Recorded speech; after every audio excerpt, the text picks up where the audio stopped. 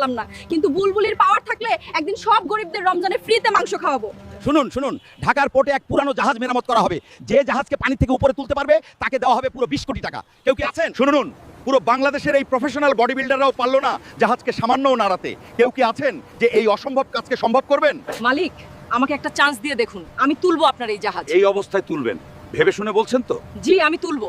বন্ধুরা, তোমরা গরিব বোনকে একটা লাইক করে শক্তি দাও, তারপর দেখো তোমার বুলবুলি বোনের আসল পাওয়ার।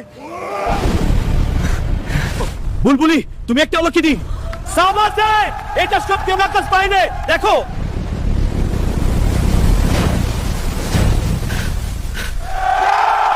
বুলবুলি, তুমি সত্যিই অসম্ভব কাজকে সম্ভব করে দেখিয়েছো।